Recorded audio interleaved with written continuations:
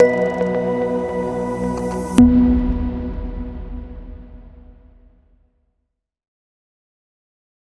Friends, कैसे हो आप लोग। एंड फाइनेंशियल ईयर 23-24 के लिए आईटीआर फाइलिंग स्टार्ट हो चुकी है। और अगर आपको आईटीआर फाइल करना है तो उसके लिए हमारे पास कुछ इन्फॉर्मेशन होनी चाहिए जिन्हें हम इग्नोर नहीं कर सकते हैं। देखिए फ्रेंड्स, पहले क्या होता था, जो हमारे पास एक ऑथेंटिक आप कह सकते हो डॉक्यूमेंट या जो सोर्स था आईटीआर फाइल करने से पहले, वो था 26AS। 26AS में सारी चीज़ें अपडेट होती थी। कहाँ से टीडीएस डिडक्ट हुआ है, कहाँ से टीसीएस डिडक्ट हुआ है, जीएसटी की डिटेल। बट 26AS में 26AS में सारी चीज़ें अपडेट नहीं हो पाती थी। तो अब 26AS अभी भी रिलेवेंट है, बट वो सिर्फ रिफंड, मतलब टीडीएस कितना डिडक्ट हुआ है, हमारा रिफंड बन रहा है या टैक्स पेबल बन रहा है, उसके लिए तो आज भी 26AS से ही हमें ये पता चलता है। बिकॉज टीडीएस की एंट्री जो हम अपने आईटीआर में क्लेम करते हैं वो 26AS से करते हैं। बट आज 26AS का बस सिर्फ इतना यूज है बिकॉज उसकी जगह पर आ चुका है एआईएस और टीआईएस। एआईएस टीआईएस को इग्नोर करके आप आईटीआर फाइल करने की गलती कर ही नहीं सकते हैं, मतलब अफोर्ड ही नहीं कर सकते हैं। बिकॉज ये इतना इंपॉर्टेंट डॉक्यूमेंट है आईटीआर को फाइल करने से पहले। अगर आपने इसको चेक किए बिना आईटीआर फाइल कर दिया तो मैं अपने प्रैक्टिकल एक्सपीरियंस के बेस पर कह रहा हूँ 100% आप अपना आईटीआर गलत फाइल करेंगे। अगर आप खुद अपना आईटीआर फाइल कर रहे हैं और अगर आप प्रोफेशनल हैं, आपके पास क्लाइंट आते हैं, तो आप अगर क्लाइंट कह रहा है कि सर मेरी और कोई इनकम नहीं है, स्टिल आप एआईएस टीआईएस को चेक करिए। बिकॉज कई बार क्लाइंट को भी नहीं पता होता है कि कहाँ कहाँ से उसकी इनकम हो रही है, या क्लाइंट बताना नहीं चाह रहा है, या वो इंफॉर्मेशन खुद नहीं देता है, उसको खुद ही नहीं याद रहता है। तो एआईएस टीआईएस बहुत इंपॉर्टेंट डॉक्यूमेंट हो जाता है। तो आज इसके बारे में डिस्कस करेंगे और पोर्टल पे चल के ये देखेंगे कि कैसे हमें एआईएस और टीआईएस को चेक करना होता है। अच्छा सर, एआईएस टीआईएस सिंपली अगर बोले तो ये एक एनुअल इंफॉर्मेशन का स्टेटस होता है। इसमें एक स्टेटमेंट में जो कुछ भी पूरे साल भर में सिग्निफिकेंट ट्रांजैक्शन होते हैं वो सारी डिटेल हमारे एआईएस टीआईएस में आ जाती है। अलग अलग अथॉरिटीज़ हमें पता है वो गवर्नमेंट को रिपोर्ट करते हैं, इनकम टैक्स डिपार्टमेंट को रिपोर्ट करते हैं। जैसे साल भर में 10 लाख से ज़्यादा अगर सेविंग अकाउंट में आ गया तो वो इनकम टैक्स डिपार्टमेंट को रिपोर्ट करता है। और उसी तरह अगर 10 लाख से ऊपर की एफडी बन गई तो वो रिपोर्ट करता है। अगर आपने कोई प्रॉपर्टी खरीदी या बेची तो जो इमूवेबल प्रॉपर्टी के रजिस्ट्रार हैं उनको रिपोर्ट करना होता है इनकम टैक्स डिपार्टमेंट को। तो ये सारी इंफॉर्मेशन 26AS में नहीं आ पाती थी। अब ये सारी इंफॉर्मेशन देखिए 26AS में अगर आपका टीडीएस डिडक्ट हुआ है वही इंफॉर्मेशन आती है, लेकिन एआईएस टीआईएस में जितनी भी गवर्नमेंट की अथॉरिटीज़ हैं जो रिपोर्ट करती हैं इनकम टैक्स डिपार्टमेंट को, वो सारे सिग्निफिकेंट ट्रांजैक्शन एआईएस टीआईएस में आ जाते हैं। तो इसलिए ये अपने आप में बड़ा इंपॉर्टेंट है। एंड एआईएस टीआईएस कई बार ये भी डिसाइड करता है कि आपको कौन सा आईटीआर फाइल करना है। क्या होता है, क्लाइंट आता है अपना फॉर्म 16 लेकर, वो कहता है कि सर मेरी सैलरी की इनकम है, सर फटाफट आईटीआर 1 फाइल कर दीजिए। लेकिन नहीं, ऐसा नहीं है। हो सकता है कि सैलरी के साथ साथ उसके एआईएस टीआईएस में म्यूचुअल फंड या शेयर की इनकम है। अब क्लाइंट कह रहा है कि सर आईटीआर 1 फाइल होना है। आपने एआईएस टीआईएस में चेक करा कि म्यूचुअल फंड की भी इनकम है, परचेज सेल हुई है म्यूचुअल फंड की, शेयर की। तो अब सैलरी इनकम है, बट वो कौन सा आईटीआर फाइल करेगा, आईटीआर 2। तो सैलरी के साथ अगर आपकी शेयर की इनकम है, म्यूचुअल फंड की इनकम है, या कोई कैपिटल गेन है, अगर आपने कोई प्रॉपर्टी सेल परचेज करी है, तो फिर आप आईटीआर 1 नहीं आईटीआर 2 फाइल करेंगे। अब होगा क्या, अगर आपने एआईएस टीआईएस चेक नहीं किया और सिर्फ क्लाइंट के कहने पर आईटीआर 1 फाइल कर दिया, तो भैया नोटिस 100% पक्की। तो ये गलती मत करिएगा, ये कई बार लोग करते हैं। उसी तरह आपके सिर्फ बिजनेस इनकम है, क्लाइंट आ रहा है कह रहा है सर हमें आईटीआर 4 फाइल करना है। आपने एआईएस टीआईएस चेक करा, वहां पर म्यूचुअल फंड और शेयर की इनकम है। अब आप आईटीआर 4 नहीं फाइल करेंगे, भले ही आप प्रिजम्पटिव टैक्सेशन क्लेम कर रहे हैं, फिर भी आप आईटीआर 4 फाइल नहीं करेंगे, आप फाइल करेंगे आईटीआर 3। बिकॉज आईटीआर 4 में कैपिटल गेन को शो करने का, रिपोर्ट करने का ऑप्शन ही नहीं होता है। तो कैपिटल गेन की अगर इनकम आपको शो करनी है तो आपको आईटीआर 3 ही फाइल करना पड़ेगा। तो ये वो चीज़ें हैं जिससे पूरा आईटीआर बदल जाता है। एआईएस टीआईएस इसलिए अपने आप में बहुत इंपॉर्टेंट डॉक्यूमेंट है। अच्छा सर, इन दोनों में डिफरेंस क्या होता है? तो सिंपल सा डिफरेंस है, जो एआईएस होता है ना उसमें डिटेल इंफॉर्मेशन होती है। जैसे आपके मान लीजिए 3 अलग-अलग बैंक हैं और तीनों से आपको 10,000, 10,000, 10,000 यानी कि 30,000 का इंटरेस्ट आ रहा है। तो एआईएस में ना अलग-अलग बैंक वाइज डिटेल होगा कि भाई लेट सपोज एसबीआई से 10,000, पीएनबी से 10,000, एचडीएफसी से 10,000।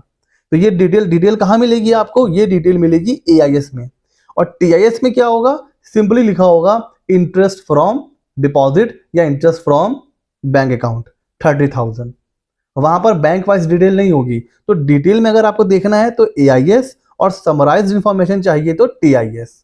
ये है दोनों में डिफरेंस। ठीक हो गया जी, इंफॉर्मेशन दोनों में सेम होती है।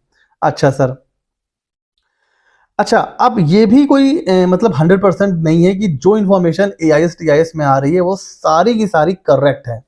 इसमें इनकरेक्ट इंफॉर्मेशन भी आ सकती है। तो इनकरेक्ट इंफॉर्मेशन को भी हम वहां पर हमारे पास ऑप्शन होता है कि हम एक्सेप्ट, रिजेक्ट और मॉडिफाई भी कर सकते हैं। वो कैसे करना है वो भी मैं आपको बताऊंगा। ठीक है, तो अगर एआईएस टीआईएस की इंफॉर्मेशन इनकरेक्ट है, गलत है, तो आप अपना फीडबैक सबमिट कर सकते हैं। ठीक है, अच्छा सर। अच्छा, अब यहां पर कुछ लोग कहते हैं कि सर अगर हमारे एआईएस टीआईएस में इंफॉर्मेशन गलत आ रही है, सपोज इंटरेस्ट हमारा एक्चुअल में है 50,000, आ रहा है 30,000, तो क्या हम 30,000 ही लें या 50,000 लें?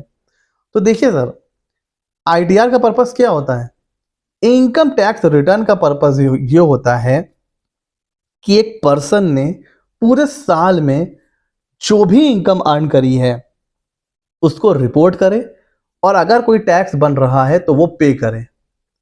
अब एआईएस टीआईएस चेक करने के लिए एक डॉक्यूमेंट तो है, उससे आपको डेफिनेटली हेल्प मिलती है, लेकिन आपको उसके बेस पर आईटीआर नहीं फाइल करना है, आपको करेक्ट इंफॉर्मेशन देनी है।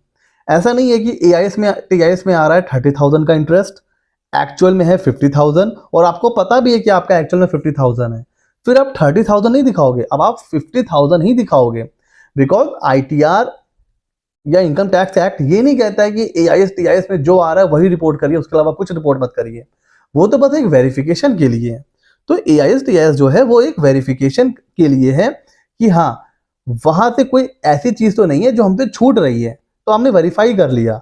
अब इसका ये मतलब नहीं है कि जितना वहां पर आ रहा है अगर इनकरेक्ट आ रहा है तो आपने आईटीआर में इनकरेक्ट इन्फॉर्मेशन दे दी। ठीक हो गया जी। अच्छा, इसको चेक कैसे करना है? तो देखिए मैं आपको लेके चल रहा हूँ साइट के ऊपर। यहाँ पर देखिए ऑप्शन आता है लॉगिन करने के बाद एआईएस का, इस पे करेंगे क्लिक एंड करेंगे प्रोसीड। प्रोसीड करने के बाद देखिए यहाँ पर ऑप्शन आ रहा है एआईएस, इस पे करेंगे क्लिक, और क्लिक करने के बाद देखिए दो ऑप्शन आ रहे हैं हमारे पास, टीआईएस और एआईएस। यहाँ पर डिटेल इंफॉर्मेशन, यहाँ पर समरी इंफॉर्मेशन। टीआईएस पे चेक करेंगे तो ये हमें बताएगा कि भाई डिपॉजिट से कितना इंटरेस्ट आ रहा है, और ये आ रहा है कि transfer of virtual digital asset means crypto currency, bitcoin वगैरह, तो उसकी भी डिटेल आ रही है। अब अगर ये सैलरी है तो इनके लिए जाएगा आईटीआर 2, बिजनेस है तो आईटीआर 3 जाएगा, बिकॉज इनकी कैपिटल गेन की इनकम है। हमें पता है कि वर्चुअल एसेट से जो भी गेन या लॉस हो रहा है वो कहाँ जाएगा? कैपिटल गेन में जाएगा। ठीक है, अब यहाँ पर देखिए यहाँ पर आ रहा है कि भाई आपको कहाँ कहाँ से इंटरेस्ट आ रहा है, और अगर आपको इसको डिटेल में देखना है तो आप फिर जाएंगे एआईएस में। एआईएस में देखिए आ रहा है इनकम फ्रॉम डिपॉजिट, उसके बाद किस सेक्शन में टीडीएस कटा है वो भी आ रहा है, और यहाँ पर देखिए अलग अलग टैब भी आ रहे हैं। एसएफटी इंफॉर्मेशन, सिग्निफिकेंट ट्रांजैक्शन, जैसे पूरे साल में 10 लाख से ज़्यादा आपने सेविंग बैंक में डिपॉजिट किया है, विड्रॉ करा है, वो आ जाएगा। 10 लाख से ऊपर का अगर आपने बना रखी है एफडी, वो आ जाएगा। इस तरह से कोई भी सिग्निफिकेंट ट्रांजैक्शन है उसकी डिटेल आ जाएगी। कोई साल भर में आपने टैक्स पे करा है उसकी डिटेल आ जाएगी। कोई रिफंड वगैरह होगा इनकम टैक्स का अगर आपको मिला हुआ है लास्ट ईयर का, उसकी डिटेल आ जाएगी। और इन सब के अलावा जो अदर इन्फॉर्मेशन है, आपने कोई प्रॉपर्टी बेची है या कोई बहुत बड़ा आपके अकाउंट में कोई फॉरेन से कोई पैसा आया है या आपने फॉरेन ट्रैवल करा हुआ है, तो इस तरह की जितनी भी अलग अलग इन्फॉर्मेशन है वो अदर इन्फॉर्मेशन में आ जाएगी। तो ये है आपका एआईएस, इसमें सारी चीज़ें अलग अलग डिटेल में होती हैं। और टीआईएस में आप उसको समराइज वे में देख सकते हो। तो ये चेक करना बिल्कुल मत भूलिए। अच्छा, अब देखिए यहां से हम लोग यहां पर आ जाते हैं, ठीक है। अब यहाँ पर देखिए फीडबैक का ऑप्शन आ रहा है। जैसे अभी हमने डिस्कस किया था कि अगर कोई गलती हो जाती है किस चीज़ में, मान लीजिए ये जो इन्फॉर्मेशन आ रही है हमारे पास, इसमें गलती है कि भाई ये जो अमाउंट है ये 725 नहीं है, इसको 1000 होना चाहिए। तो उसको हमें कैसे सही करना है, हम चाहे तो एक साथ बल्क फीडबैक भी दे सकते हैं कि इस पर हम क्लिक करेंगे। अच्छा ठीक है, कंटिन्यू पे जाते हैं। अब यहाँ पे देखिए ऑप्शन आ रहा है फीडबैक का, ये इन्फॉर्मेशन सही है, इनकम टैक्सेबल नहीं है, इन्फॉर्मेशन फुल्ली करेक्ट नहीं है, पार्शियल करेक्ट है, इन्फॉर्मेशन है तो सही बट किसी और पैन की है, किसी और ईयर की है, या इन्फॉर्मेशन डुप्लीकेट हो गई है, 2 बार आ रही है, ये भी हो सकता है, या फिर इन्फॉर्मेशन बिल्कुल ही गलत है। तो जो भी आपका फीडबैक है आप यहाँ से सबमिट कर सकते हो। अगर सही है तो इन्फॉर्मेशन इस करेक्ट पे क्लिक करके सबमिट कर देना। अगर गलत है, पार्शियल गलत है, किसी और ईयर की है, जो भी सूटेबल यहाँ पर आपका फीडबैक है वो करने के बाद आप सबमिट कर सकते हो। तो अगर कुछ गलती है EIS TIS में तो आप इंफॉर्मेशन, आप फीडबैक वहां पर सबमिट कर सकते। ठीक है फ्रेंड्स, तो ये था EIS TIS के ऊपर एक complete video. ITR filing start हो चुकी है और EIS TIS को समझना हमारे लिए बहुत इंपॉर्टेंट है। आई होप आपको चीज़ें क्लियर हो गई होंगी। अगर अभी भी कोई डाउट है तो आप कमेंट सेक्शन में हमसे पूछ सकते हैं। हमारे चैनल पर ऐसे ही मजेदार वीडियोस के लिए चैनल को सब्सक्राइब करिए। मिलते हैं अगले नॉलेजेबल वीडियो में।